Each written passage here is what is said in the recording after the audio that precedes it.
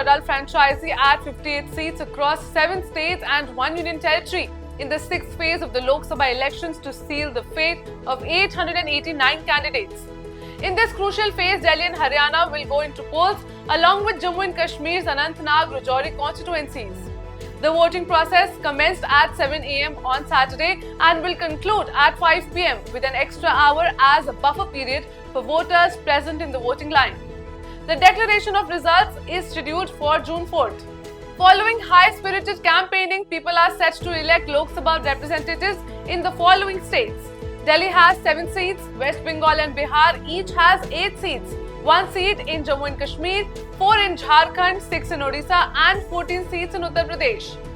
Multi-layer security arrangements have been put in place in Jammu and Kashmir's Anantnag Rajouri constituency. Polling in the constituency was originally slated for May 7, however, the EC postponed it to May 25, citing adverse weather conditions. As voting commenced this morning, PM Narendra Modi took to microblogging platform X to appeal to the public to cast their ballots in large numbers. Additionally, he specifically urged the women voters and the youth voters to exercise their adult franchisee in large numbers. Notably, the Jat-dominated Hisar Lok Sabha seat, which hasn't seen a single woman candidate in 6 decades, will witness a battle of the Chautala Bahus. Meanwhile, the BJP candidate from Odisha's Puri Lok Sabha seat, Sambit Patra, stated that the EVM is not working.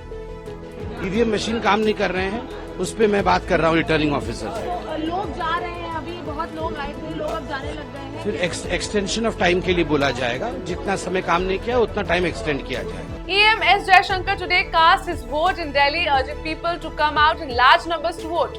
Vote किए हैं, तो आप देख रहे हैं कि मैं इस बूथ में फर्स्ट मेल वोटर हूँ।